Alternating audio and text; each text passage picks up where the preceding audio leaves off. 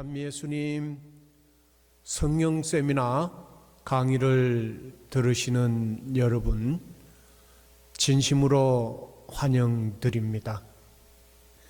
성부와 성자와 성령께서 베풀어 주시는 은총을 충만히 받으시길 기도드립니다.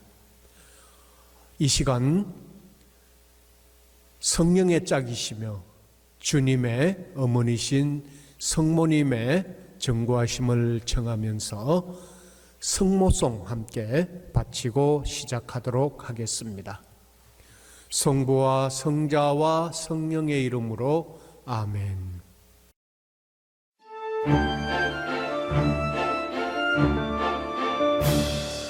은총이 가득하신 마리아님 기뻐하소서. 주님께서 함께 계시니 영생이 복되시며 태중의 아들 예수님 또한 복되시나이다. 천주의 성모 마리아님 이제와 저희 죽을 때에 저희 죄인을 위하여 빌어주소서. 아베 마리아 아베 마리아 아베 마리아 아베 마리아.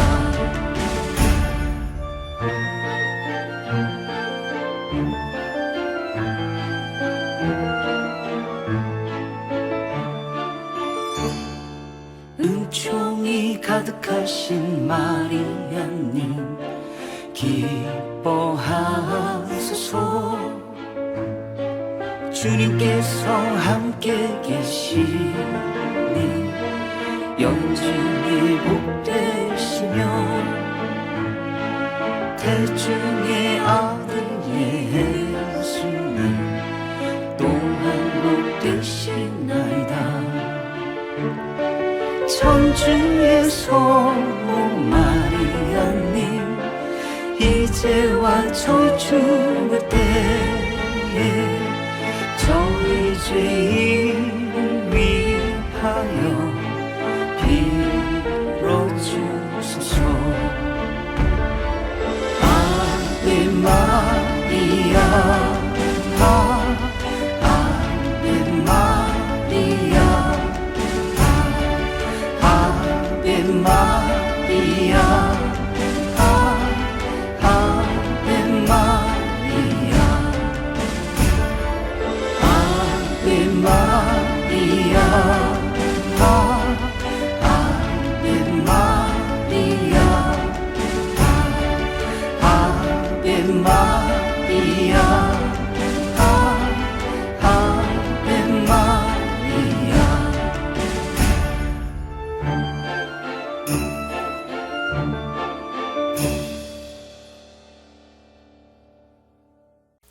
성부와 성자와 성령의 이름으로 아멘. 오늘 강의는 첫 번째 성령 세미나의 소기에 대해서 말씀드리고, 두 번째는 성령 세미나의 간략한 역사에 대해서 말씀드리겠습니다. 성령 세미나가 저에게 가져다 준 의미는 특별했습니다. 눈이 있으나 주님을 보지 못했고, 귀가 있으나 주님의 음성을 듣지 못했으며, 입이 있으나 주님의 말씀을 전하지 못했던 저의 인생의 새로운 시작을 가져다 준 것이 이 성령 세미나였습니다. 또한 주님을 잃어버리고 살아간 삶에서 새로운 시작을 가져다 준 것이 바로 이 성령 세미나였습니다. 방탕한 삶을 살 때 잃어버릴 뻔한 가정을 새롭게 찾을 수 있도록 해주었던 것이 바로 이 성령 세미나였고, 무엇보다 특별한 것은 제 자신의 삶에서 예수님을 제 인생의 참 주님으로 모시고 살 수 있도록 해준 것이 바로 이 성령 세미나였습니다. 성령 세미나를 받기 이전에는 세례성사와 견진성사를 통해 주님을 믿는다 했지만, 하느님께서, 예수님께서 살아계신 분이시라는 것을 체험하지 못했던 것입니다. 이제 첫 번째 성령 세미나 소개에 대해서 말씀드리겠습니다. 요한복음 7장 37절에서 39절 말씀 함께 읽겠습니다. 목마른 사람은 다 나에게 와서 마셔라. 나를 믿는 사람은 성경 말씀대로 그 속에서부터 생수의 강들이 흘러나올 것이다. 이는 당신을 믿는 이들이 받게 될 성령을 가리켜 하신 말씀이었다. 아멘. 성령 세신 운동은 하느님 섭리에 의해 20세기에 일어난 교회 세신을 위한 운동입니다. 성령 세미나는 참 하느님을 알게 해 줍니다. 우리와 가장 친밀하며 가까이 계시는 성령을 모른다면 우리는 하느님을 제대로 안다고 말할 수 없을 것입니다.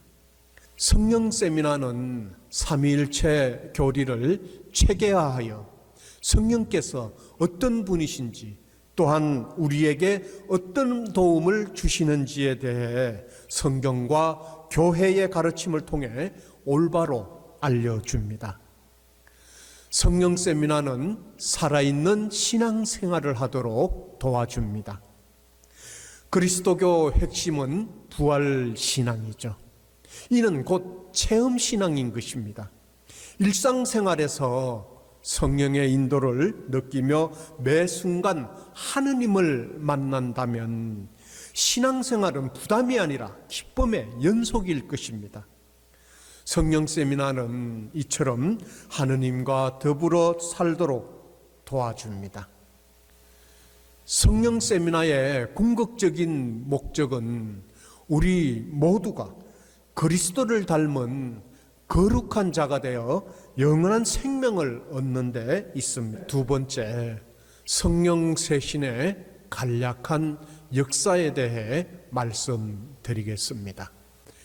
가톨릭 성령 세신 운동은 1967년 2월에 미국에 있는 두큐인 대학과 대학생들과 대학원생들에 의해 시작이 되었습니다.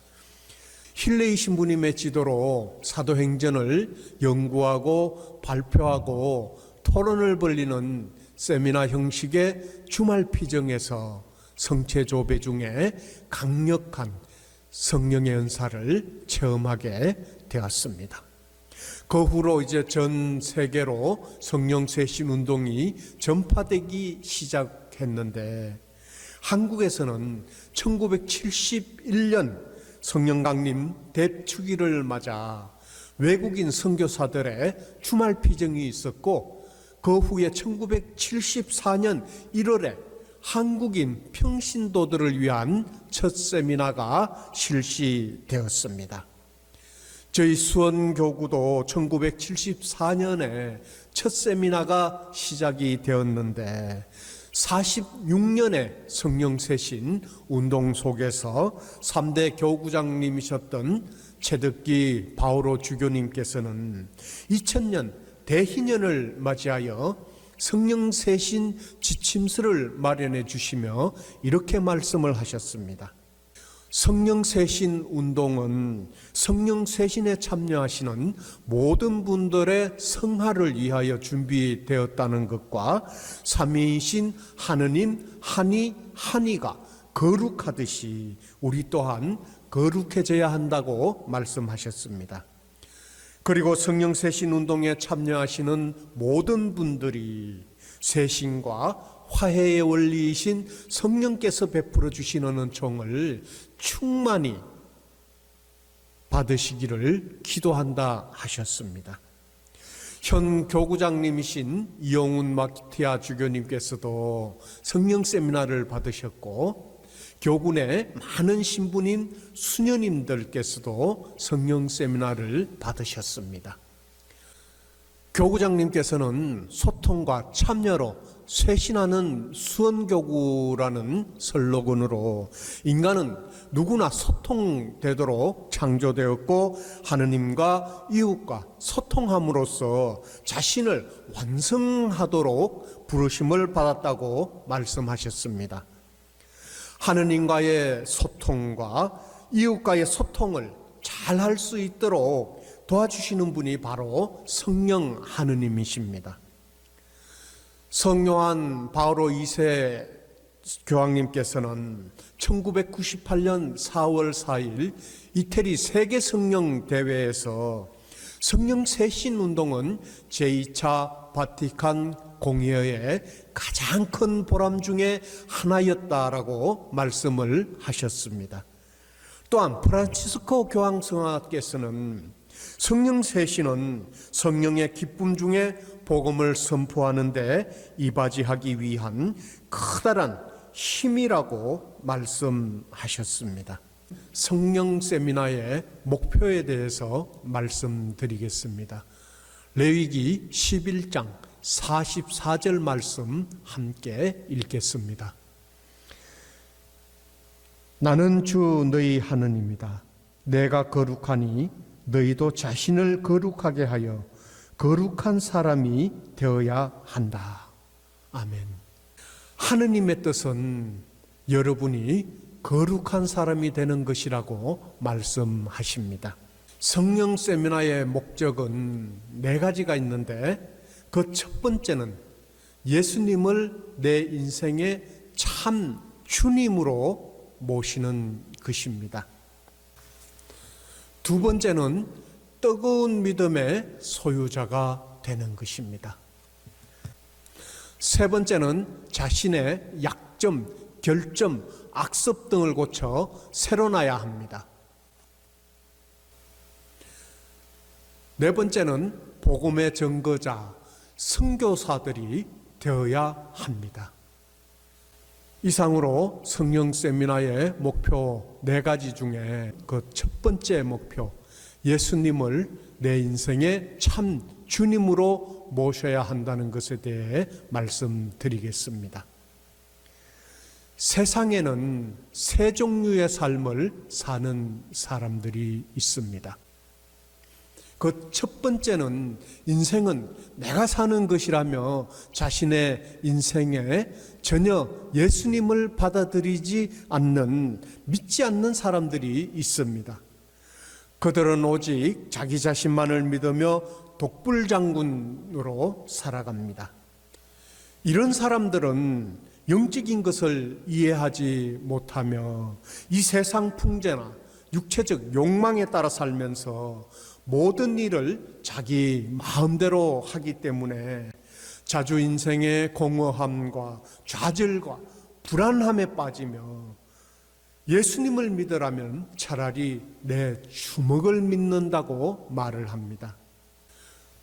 두 번째는 세례승사를 통해 예수님을 믿는다 하지만 내 인생의 주인은 나라 말하며 삶의 중심에 예수님이 아닌 자기 자신이 차지하여 재물이나 권력, 명예와 육체의 쾌락이 그 중심을 차지하는 사람들이 있습니다.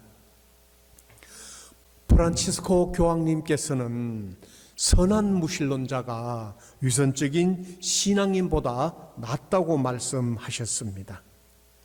스스로 성당에 잘 다니고 교회 단체에 소속되어 있다고 말하는 사람들이 있지만 일부는 그 삶이 기독교적이지 않다고 말씀하시면서 이중생활을 하는 사람, 직원들 월급을 제대로 주지 않고 착취하는 사람, 더러운 사업을 하고 돈 세탁을 하는 사람들은 하느님의 외면을 받을 것이라고 말씀하셨습니다. 이중생활을 하는 사람들은 어떤 사람입니까? 신앙의 삶과 자신의 삶을 다르게 사는 사람들, 즉 성당에서의 삶과 가정에서의 삶과 사회에서의 삶이 다른 사람들을 말하는 것이죠. 성당에서는 거룩하고 고귀하고 선하고 착한 모습을 보여주지만 가정에서는 이기적이고 또한 포악스럽고 그리고 자기 자신만의 욕심과 자기 자신만을 위한 삶을 사는 사람들, 내 가족을 배려하지 않고 타인을 이해하지 못하는 사람들, 이런 사람들은 이중적인 삶을 사는 사람이라고 할 수 있을 것입니다. 이런 사람들에게는 예수님은 말로만 주님이었지 실제로는 주님이 아닌 것입니다. 세 번째는 자신의 삶에서 예수님을 항상 마음 중심에 모시고 예수님 중심으로 살며 무슨 일을 하든지 먼저 주님의 뜻을 구하며 주님의 말씀에 순명하며 주님 안에서 주님과 함께 살아가는 사람들이 있습니다. 사도 중에 양대 산맥을 이루는 바오로 사도께서는 주님의 말씀을 전하기 위해 전 생애를 바쳤지만 다마스커스에서 예수님을 만나기 이전에는 교회를 없애버리려고 예수님을 믿는 사람들은 남녀노소를 가리지 않고 감옥에 가두는 일을 했습니다.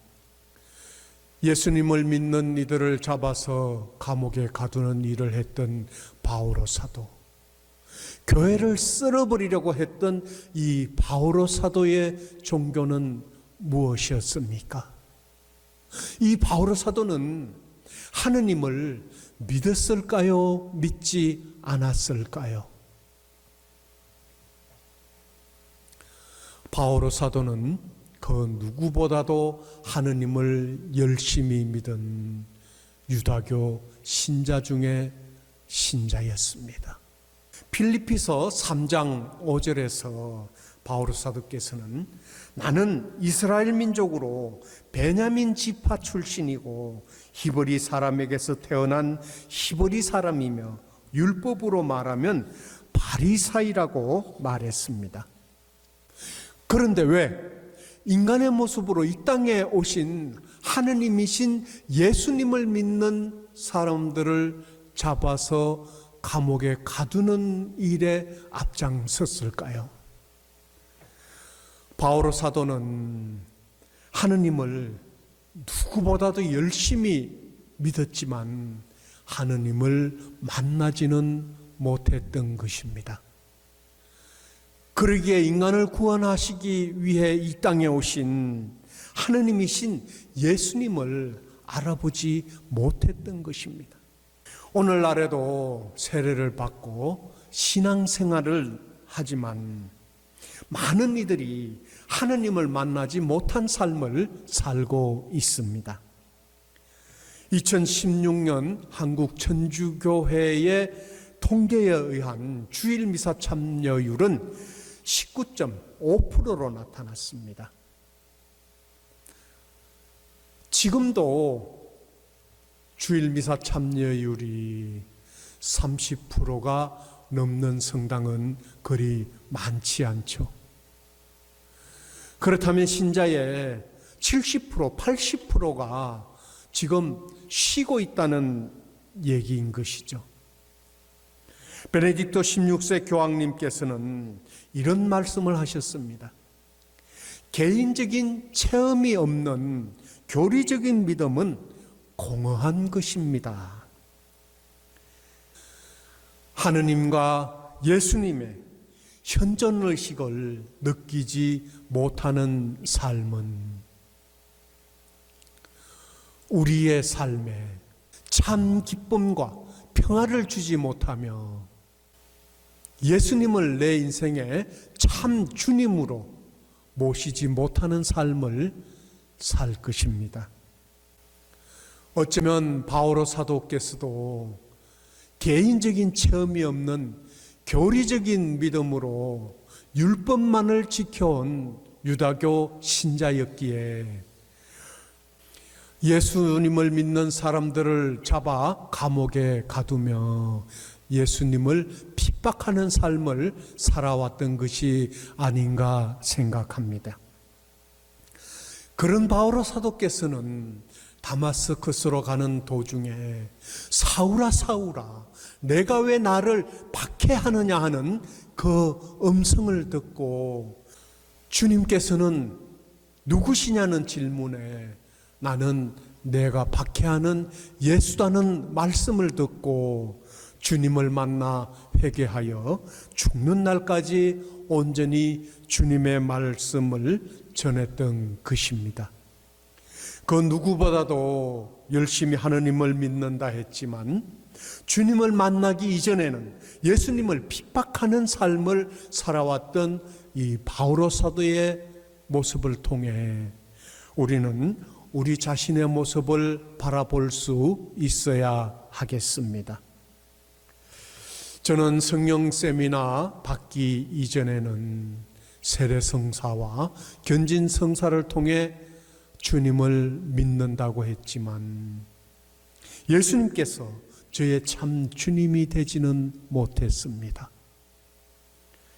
교리적으로 지식적으로는 알았지만 예수님께서 나와 함께 계시고 살아계신 분이시라는 것을 체험하지 못했던 것이죠. 제가 천주교 신자가 된 계기는 저희 자매와 결혼을 하기 위해 천주교 신자가 되었습니다.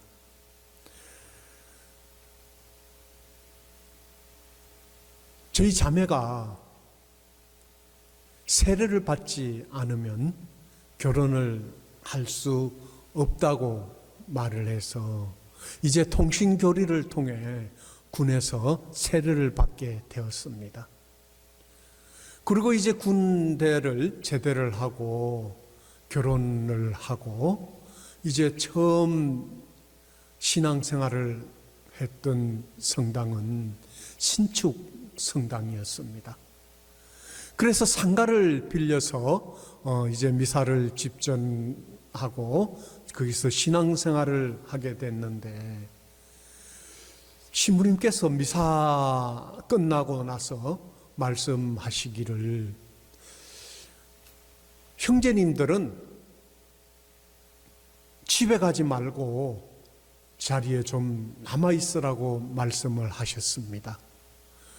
그리고 나서는 이제 신축 성전 부지에 가서 좀 노력 봉사를 해야 한다고 말씀하시며 신축 성전 부지로 데리고 가셨는데 산으로 한참 올라가서 그곳이 이제 신축 성전 부지라고 말씀을 하시면서 그곳에서 나무를 캐고 풀을 뜯고 돌을 캐내고 하는 그러한 일을 시키셨던 것입니다. 쉽게 노가다 일을 했던 것이죠. 저는 처음에는 그 일을 하다가 나중엔 이제 힘이 드니까 설설 눈치를 보며 꾀를 부리기 시작을 했고 마음에는 부하가 끌어오르기 시작을 했습니다. 아니 내가 왜 성당에 일을 하러 왔냐? 왜 나를 여기서 일을 시키냐? 그러면서 이제 설설 눈치를 보다가 도망을 갔습니다. 그리고는 그 성당을 다시 안 갔죠. 그리고 어디로 갔는가 하면은 안양에 있는 중앙성당으로 미사를 참례하러 갔습니다.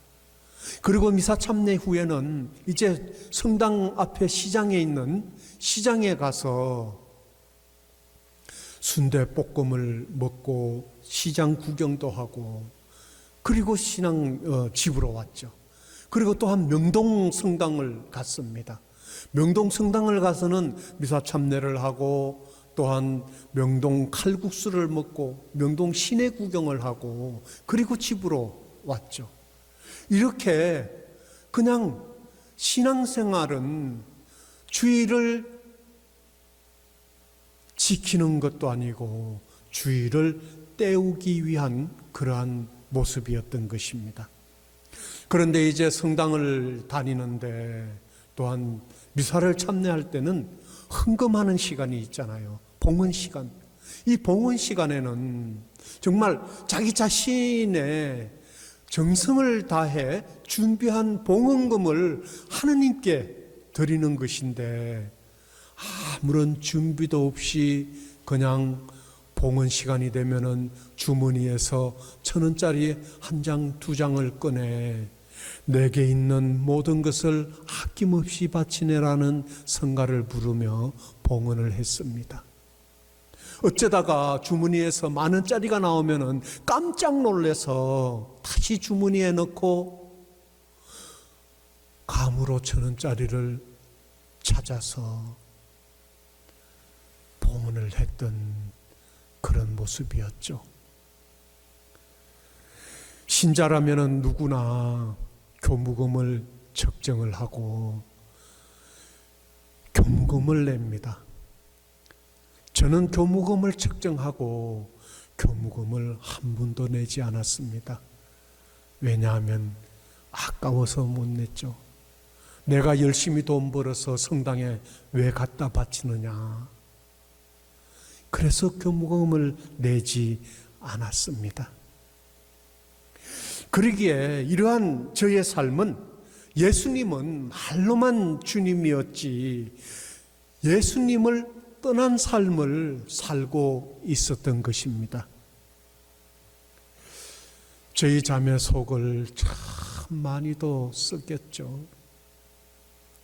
허구한 날 술을 마시면서 저희 자매 속을 썩이다 어느 날 저희 자매가 이제 도저히 저하고는 살 수 없다고 얘기를 하면서 이혼을 하자고 했습니다. 그때 덜컥 겁이 났죠. 이제 어린아이 2이 있었는데 그 아이들과 또한 어떻게 살까?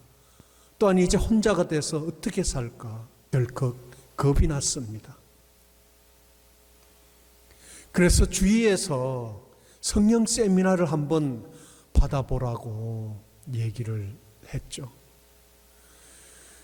많은 이들이 성령 세미나를 받는 계기가 열심한 신앙생활을 하고 또한 주님을 체험하고자 하는 그러한 목표를 가지고 성령 세미나를 접수합니다. 그런데 저는 성령 세미나를 받고자 했던 것이 그러한 신앙을 성장시키기 위한 목적보다는 저희 자매하고 헤어지기 싫어서, 이혼하기 싫어서 성령 세미나에 참석하게 됐습니다. 성령 세미나 받는 기간 동안만큼은 헤어지자 하지 않겠지. 그런데 성령 세미나를 받는 과정 속에서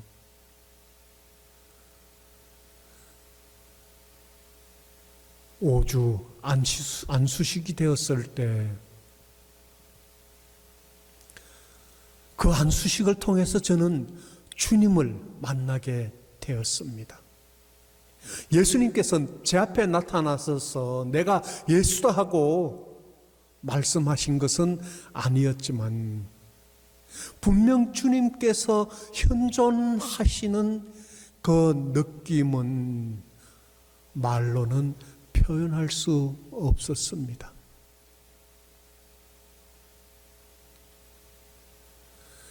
그때 예수님을 만나기 이전에는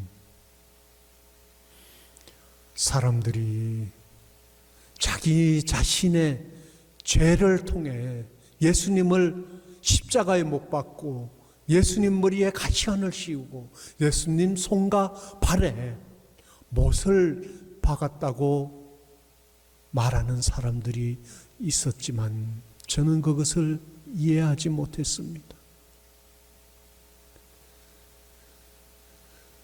나는 2000년 전에 살지도 않았고 예수님을 십자가에 못 박은 사람들은 2000년 전에 사람들이지 왜 내가 예수님께 십자가를 지고 가게 하고 예수님을 십자가에 못 박았느냐 이해하지 못했었죠.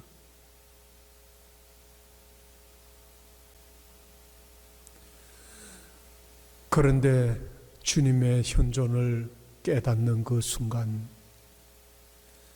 제 눈에서는 제 코에서는 눈물과 콧물이 하염없이 쏟아져 나오고 지금까지 제가 살아왔던 모든 잘못된 죄를 통회하면서 예수님께 고백을 드렸습니다. 예수님, 죄인을 용서하여 주십시오. 부족한 이 죄인이 죄를 통해서 주님을 십자가를 못 박고 십자가를 지고 가게 하시고 채찍으로 매를 때리고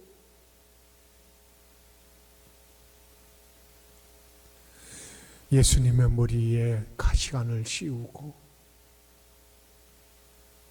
예수님의 손과 발에 몫을 박은 죄인입니다. 이 죄인을 용서하여 주십시오. 엉엉 울면서 통곡을 하면서 예수님 잘못했습니다. 잘못했습니다. 주님께서 저를 용서해 주시고 저를 도구로 삼아 주신다면 죽는 날까지 봉사를 하며 살겠습니다. 그렇게 고백을 드리고 부족하지만 지금까지 봉사의 삶을 살아오게 되겠습니다. 그렇게 주님을 만나고 난 후에 이제 저는 그 성당을 자신에서 찾아가게 되었습니다. 그리고 열심한 마음으로 노력 봉사를 했습니다. 신부님께서 그런 말씀을 하셨죠. 노력 봉사를 하다가 잘못되어서 불의한 사고로 죽게 된다면 성모동산에 묻어주겠다. 사실 저는 그때 성모동산에 묻히고 싶은 마음이었습니다. 왜인가 하면 모든 신자들이 성당 올 때 성모동산 앞을 지나면서 성모님께 기도를 하잖아요. 그러면은 그 무덤 앞에 세워진 비석에 성당을 짓다 사고로 죽은 요셉 여기 고이 잠들다 하는 그 비문을 보고 저를 위해 기도해 주지 않겠습니까? 그렇다면 그 많은 기도를 받고 저는 천국에서 주님 곁에 영원한 삶을 누리게 될 것이라는 생각을 하게 되었던 것이죠. 그런데 불행히도 그러한 일은 일어나지 않았습니다. 다행이라 해야 할까요? 만약에 그런 일이 일어났다면 세간의 사람들에게는 많은 이야기거리가 되고 조롱거리가 될 수 있었을 것입니다. 하느님의 성전을 짓는다고 하면서 그 성전을 짓다가 사람이 죽었다고 하면 하느님께 영광이 되지 못했겠죠. 그리고 봉헌 시간에는 이제 주머니에서 그냥 아무런 준비 없이 꺼내서 하는 봉헌이 아니라 미리 마음의 준비해서 성경 책갈피에 끼워 넣고 그리고 그 봉헌금을 바치는 삶으로 변화되기 시작을 했던 것이죠. 또한 이제 교무금을 내지 않았지만 하느님께 11조의 삶을 살기 시작을 했습니다. 하느님께서 나에게 열을 주셨는데 그 하나를 하느님께 바친다는 것이 뭐가 그리 아깝겠습니까? 그렇다면 하느님께서 나에게 또 더 많은 것을 채워주신다는 것을 믿고 있기에 하느님께 11조를 바치는 삶을 살게 되었던 것입니다. 우리의 마음에 참 기쁨과 평화를 주시는 분은 오직 예수님 한 분뿐이시라는 것을 깨닫지 못하고 예수님을 주인으로 모시지 못하고 세상을 주인으로 모시고 살았다면 우리를 구원하시고 영원한 생명을 주시는 분은 오직 예수님 한 분뿐이시라는 것을 믿고 깨달을 수 있는 은총을 청하면서 예수님을 내 인생의 참 주님으로 모시는 삶을 살아야 하겠습니다. 성령 세미나의 두 번째 목표인 뜨거운 믿음의 소유자가 되어야 한다는 것에 대해 말씀드리겠습니다. 요한묵시록 3장 15절에서 16절 말씀 함께 읽겠습니다. 나는 내가 한 일을 안다. 너는 차지도 않고 뜨겁지도 않다. 내가 차든지 뜨겁든지 하면 좋으련만 내가 이렇게 미지근하여 뜨겁지도 않고 차지도 않으니 나는 너를 입에서 뱉어 버리겠다. 아멘. 우리나라 속담에 특징이 없고 자기의 의지가 분명하지 않은 사람을 보고 물에 물 탄 듯한 사람, 술에 술 탄 듯한 사람이라고 말합니다. 뜨겁지 않은 것은 불이 아니듯이 우리의 믿음도 뜨겁지 못하다면 그 믿음은 우리에게 아무런 유익을 가져다 줄 수 없을 것입니다. 내가 이렇게 미지근하여 뜨겁지도 않고 차지도 않으니 나는 너를 입에서 뱉어버리겠다 하신 이 주님의 말씀은 확신에 차 있지 못한 우리 신앙인의 모습에 채찍을 주시는 말씀이 아닌가 생각을 합니다. 뜨겁지 못한 신앙으로 소극적인 삶과 부정적인 삶을 살아왔으며 미지근한 신앙으로 자발적이고 적극적인 신앙의 삶을 살지 못하고 타인에 의한 신앙의 삶을 살아왔습니다. 뜨거운 신앙의 삶을 살지 못했기에 신앙의 확신을 갖지 못하고 온전히 신앙에 충실한 삶을 살지 못했습니다.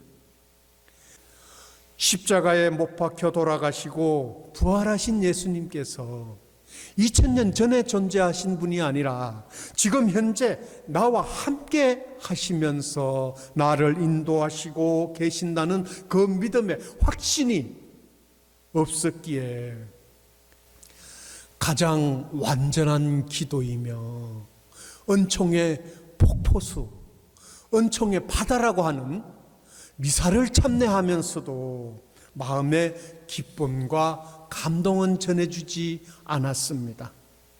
식사를 할 때 성호경과 식사 전후 기도를 자신 있게 하지 못해 망설이고 하느님을 믿는 천주교 신자라고 당당히 드러내 보이는 자부심을 보여주지도 못했습니다.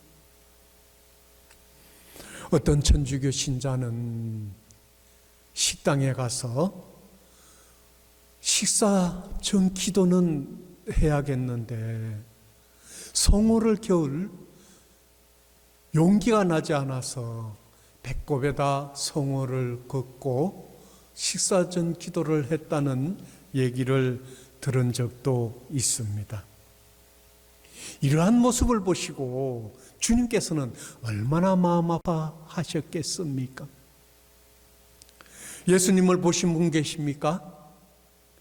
우리의 눈으로 예수님을 보고 만질 수는 없지만 주님을 만나고 만질 수 있는 유일한 시간이 있습니다.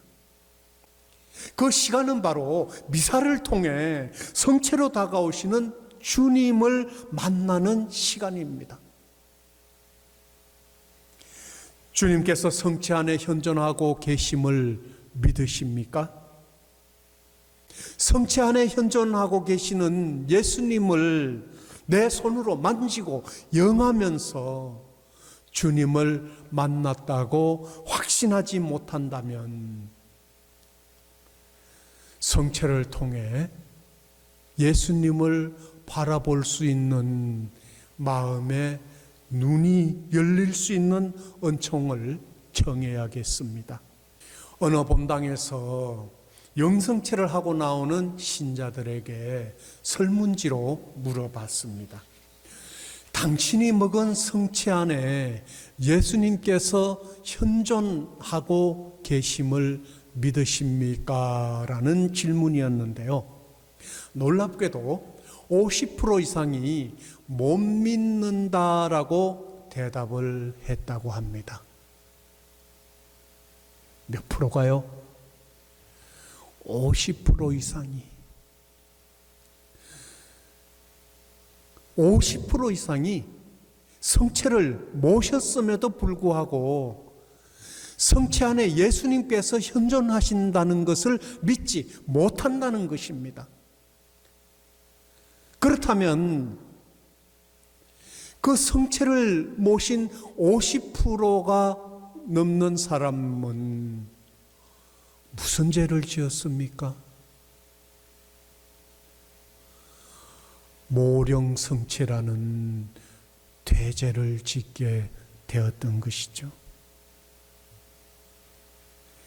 이태리에 있는 어느 성당에 나무로 만든 오래된 감실이 있었습니다. 어느 날 문을 열어보니 쥐 한 마리가 성체를 먹고 있었습니다. 벽 쪽으로 이 쥐들이 나무를 갉고 들어가서 성체를 먹었던 것이죠. 이것 때문에 신학자들 사이에서 3년 동안 논쟁이 벌어졌는데 쥐가 먹은 것이 성체냐 뭐냐 하는 것이었습니다. 3년 만에 신학자다운 결론이 내려졌습니다. 어떤 결론이 내려졌는가 하면 쥐에게 믿음이 있다면 성체를 영한 것이요, 쥐에게 믿음이 없다면 밀가루를 먹은 것 뿐이다는 결론이 내려졌습니다.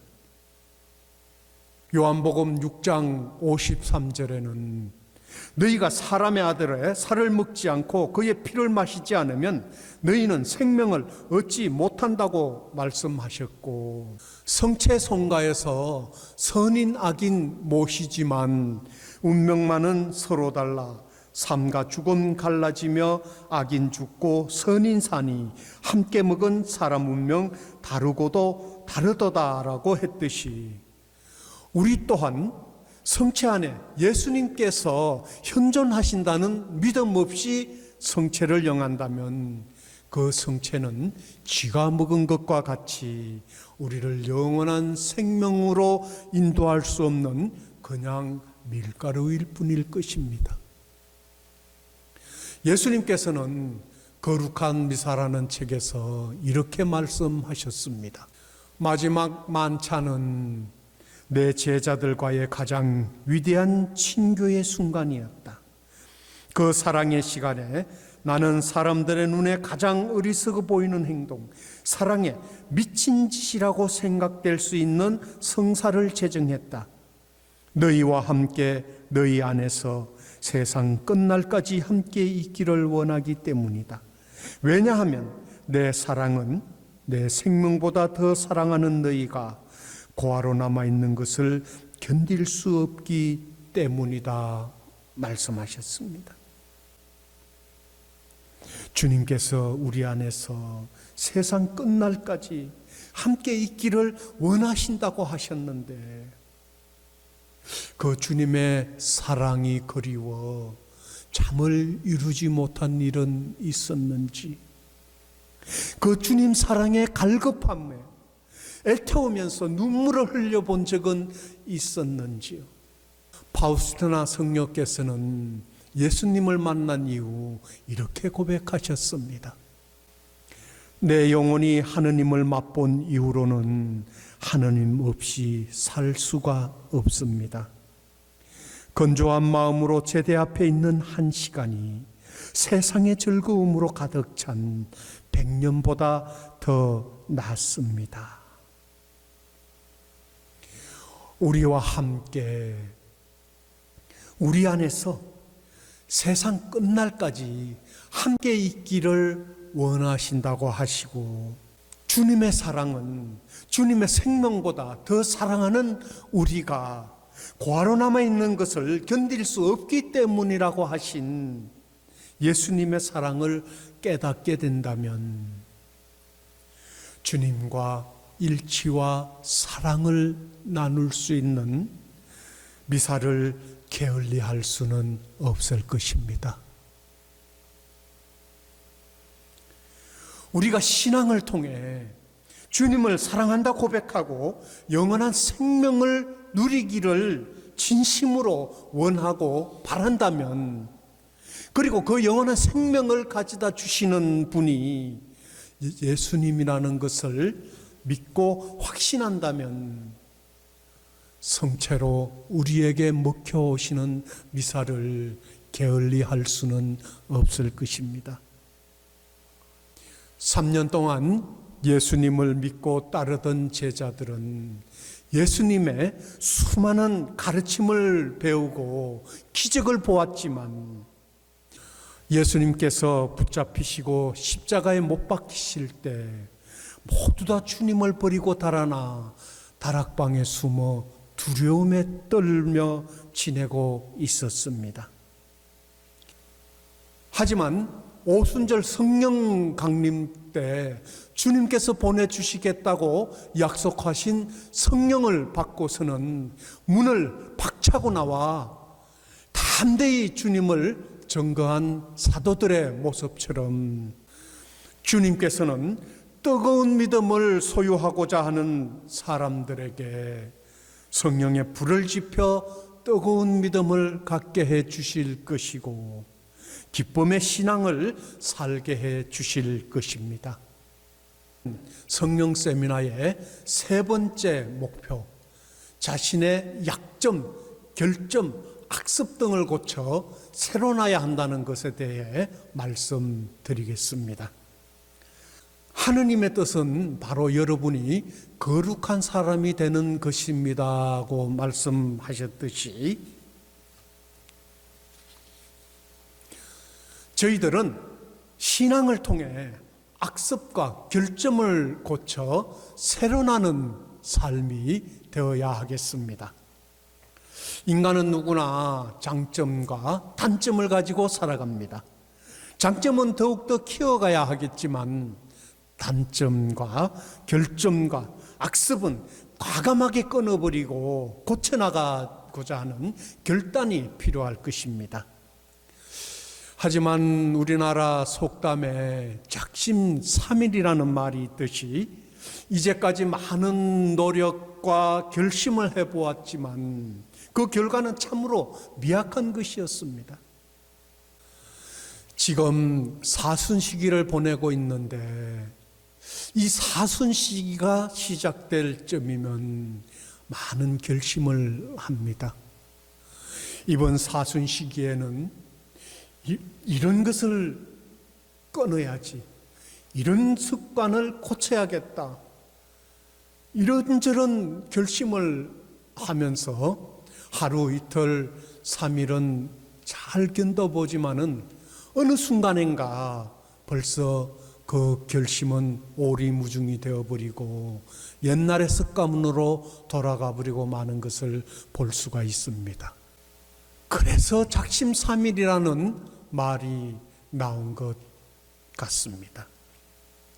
수많은 부품으로 만들어진 자동차가 고장이 났을 때 그 고장난 자동차를 가장 잘 고칠 수 있는 사람은 누구일까요?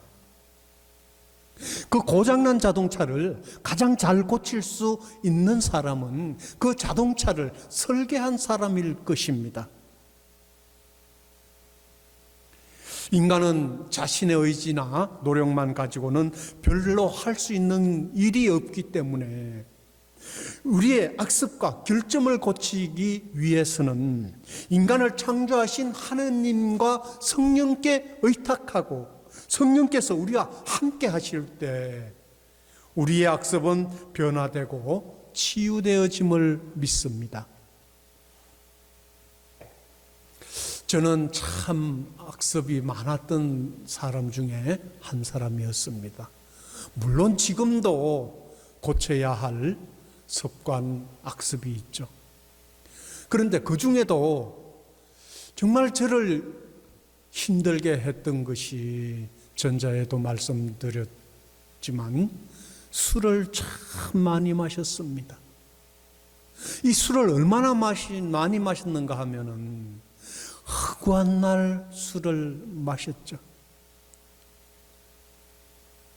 그런데 이 술이 좋은 건가요? 나쁜 건가요?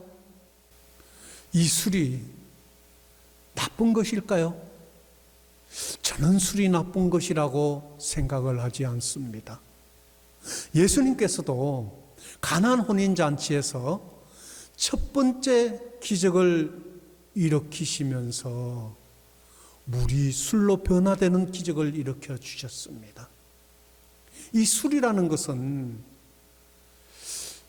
사람이 서로 마음을 터놓고 얘기할 수 있도록 만들어 주는 것이죠.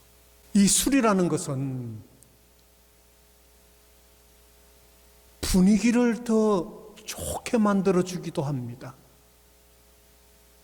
이 술이라는 것은 사람의 마음을 서로 이해하고 가깝게도 해주기도 합니다. 그런데 저는 이 술이 저에게 좋은 영향을 주지 못했습니다.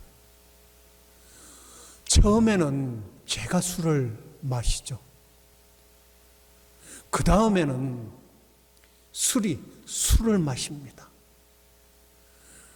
그 다음에는 술이 저를 마셔버립니다.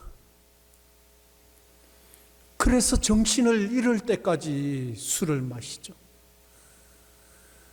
어쩌다 집에 들어오면은 현관문 앞에 쓰러져서 초인종을 누르고 잠을 잘 때도 있었고, 거실에 쓰러져 있을 때 저희 자매가 방으로 데려놓으면 화장실을 간다고 장롱문을 열고 볼일을 보려고 할 때도 있었고, 회사에 출근을 하면 회사에서 제발 집에 가는 것이 도와주는 것이라고 얘기할 때도 있었습니다. 전봇대를 붙잡고 씨름을 할 때도 있었고,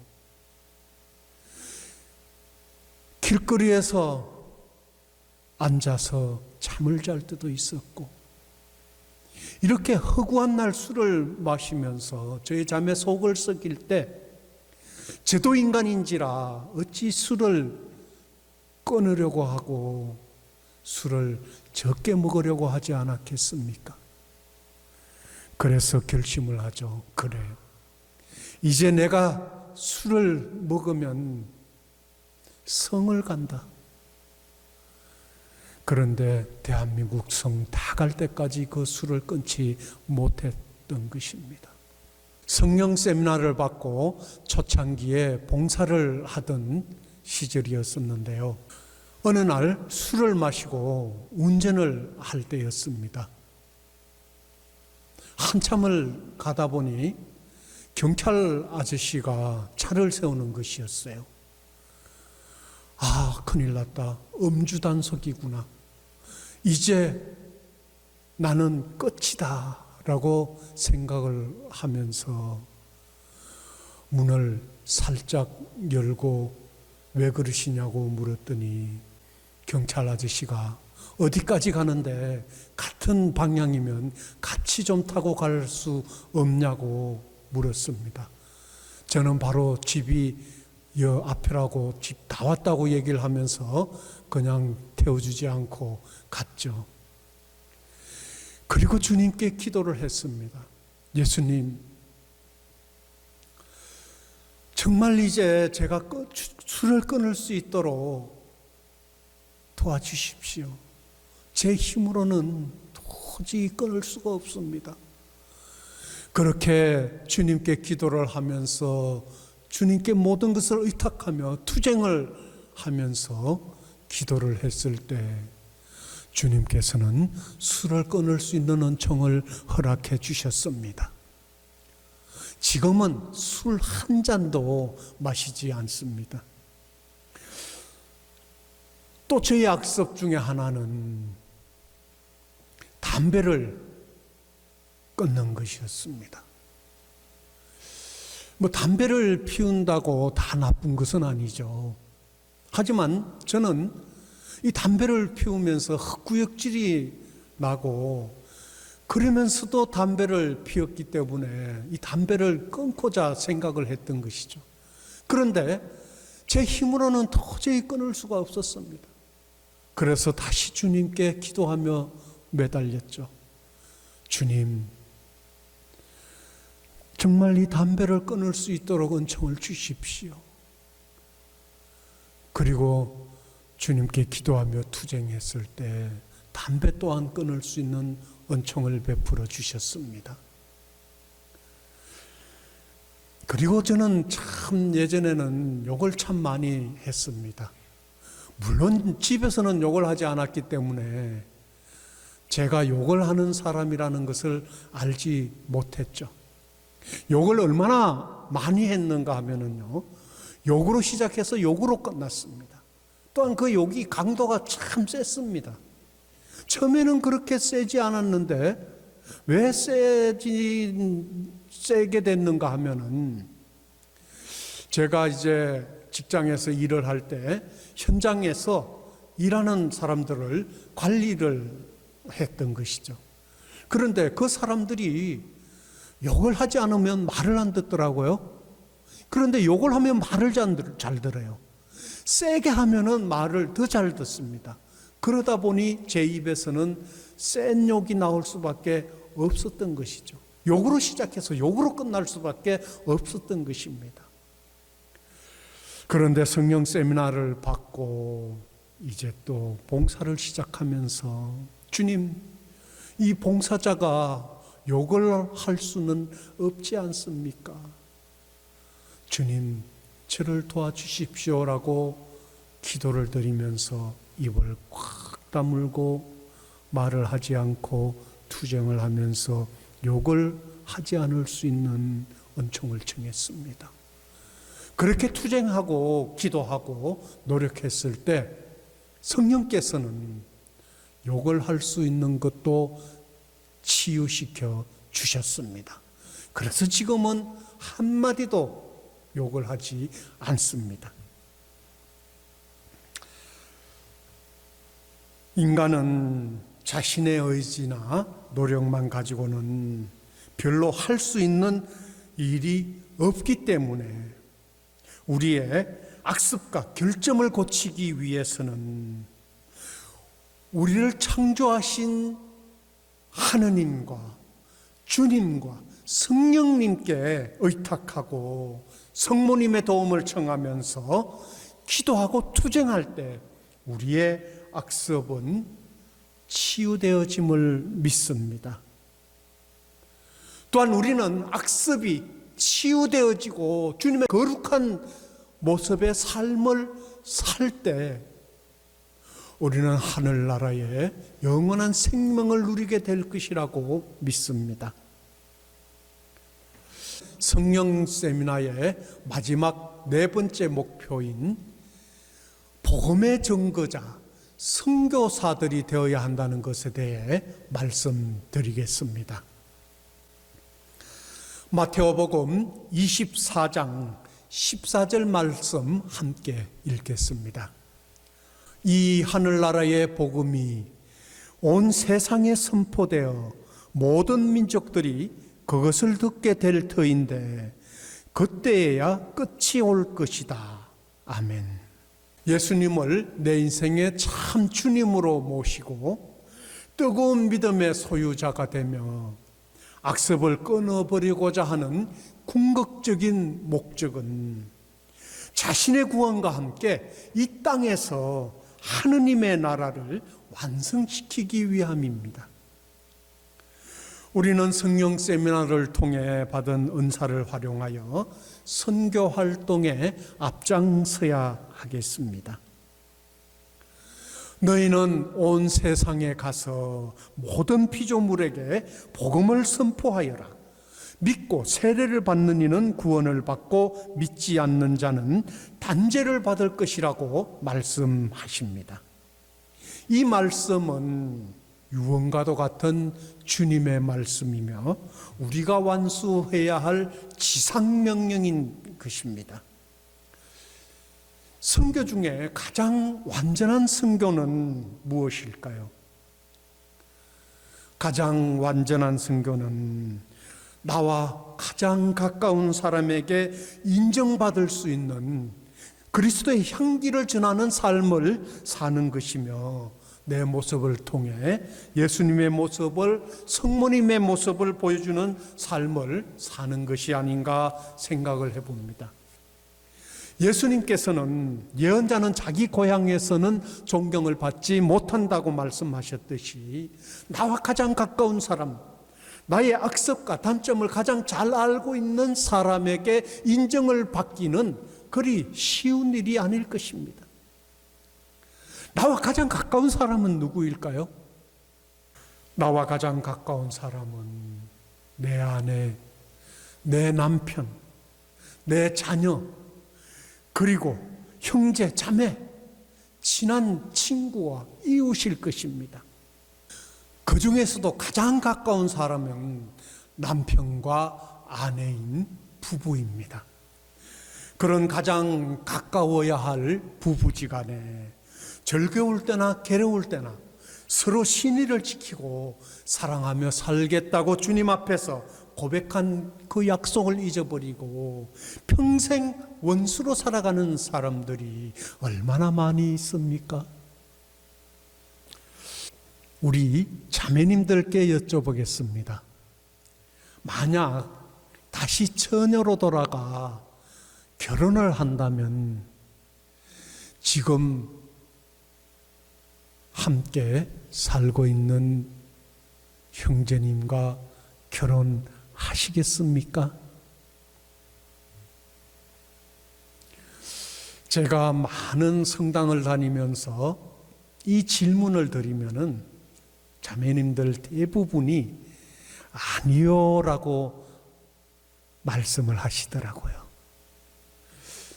그럼 형제님들께 한번 여쭤보겠습니다. 만약 다시 총각으로 돌아가 결혼을 한다면 지금 함께 살고 계신 자매님과 결혼하시겠습니까? 물론 이 질문 또한 드리면은 형제님들은 거의 대부분 네라고 대답을 하시더라고요. 예라고 대답을 하셨다면 그리스도의 향기를 전하는 삶을 산 것이고, 아니요라고 대답하셨다면 주님의 모습을 전하지 못한 삶을 산 것일 것입니다. 참 선교는 예수 그리스도를 전하는 것이 아니라 예수 그리스도를 사는 것이라고 말을 했습니다. 호랑이는 죽어서 가죽을 남기고 사람은 죽어서 이름을 남긴다 했는데, 내가 죽었을 때 나의 죽음을 아쉬워하고 슬퍼하며 눈물을 흘려줄 사람은 얼마나 있을까? 나를 위해 기도해 줄 사람은 얼마나 있을까? 나를 위해 연도를 바쳐줄 사람은 얼마나 있을까? 나를 위해 미사 치향을 넣어줄 사람은 얼마나 있을까? 그러기에 가장 가까운 남편과 아내에게 인정받고 자녀에게 존경을 받는 삶을 사는 것, 내 모습에서 예수님의 모습과 성모님의 모습을 보여주고 그리스도의 향기를 전하는 삶을 사는 것은 가장 완전한 선교의 삶을 사는 것이라 할 수 있을 것입니다. 저는 목표를 정한 것이 하나 있는데요. 어떤 목표를 정했는가 하면 저의 자매에게 인정받는 삶을 살자 하는 것이 그 목표입니다. 그래도 많은 사람들이 제가 이렇게 성령세신 운동을 하며 봉사를 하고 있는 그 모습을 보고 또한 부족하지만 회장이라는 그러한 직책까지 맡아 있는 그 모습을 보며 참 멋지다고 얘기하는 분들이 많습니다. 그래서 저런 사람하고 같이 사는 사람은 얼마나 좋을까라고 말하시는 분들이 있습니다. 그런데 저희 자매는 어떻게 생각하고 말할까요? 한번 살아봐.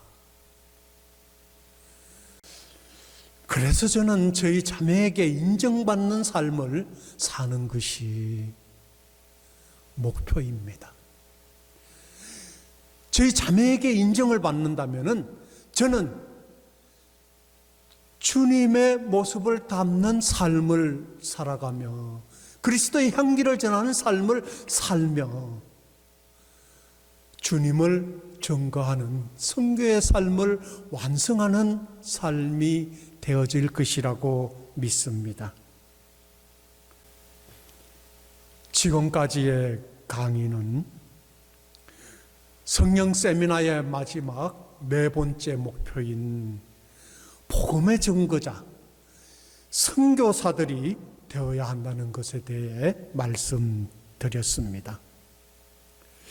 이상의 4가지 목표를 이루기 위해 성령께 모든 것을 의탁하고 성령의 배필이신 성모님의 도움을 청하면서 주님께 기도할 때 하느님께서는 우리에게 크신 은총을 베풀어 주실 것입니다. 모든 영광을 주님께 드리면서 영광송으로 마치겠습니다. 영광이 성부와 성자와 성령께 처음과 같이 이제와 항상 영원히 아멘. 성부와 성자와 성령의 이름으로 아멘. 감사합니다.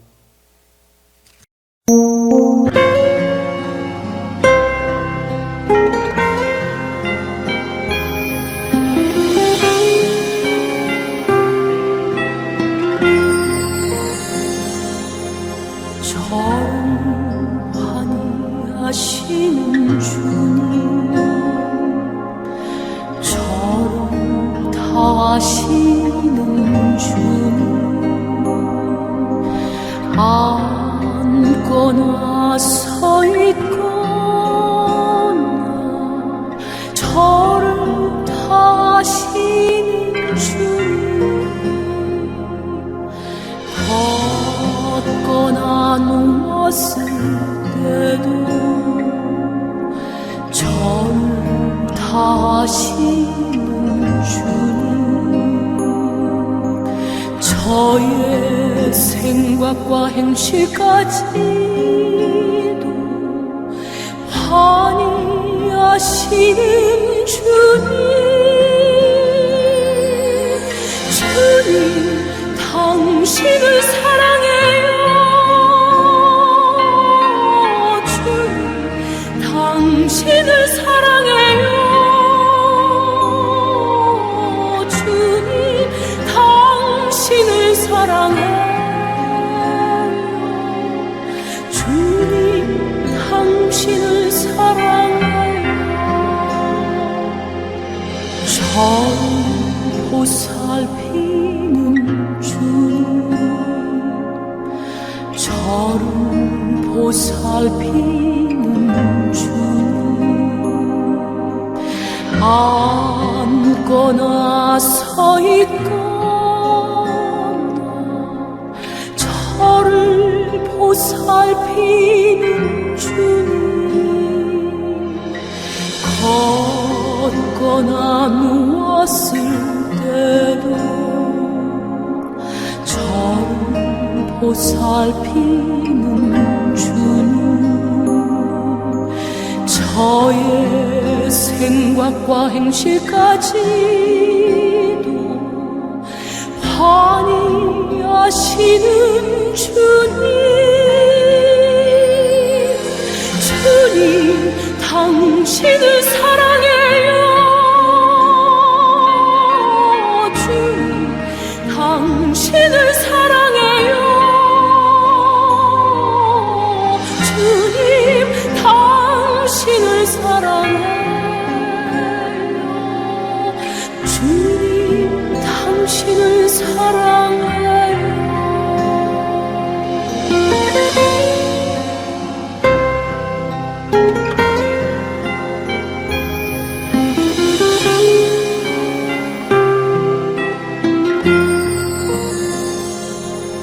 주님, 당신을 사랑해요.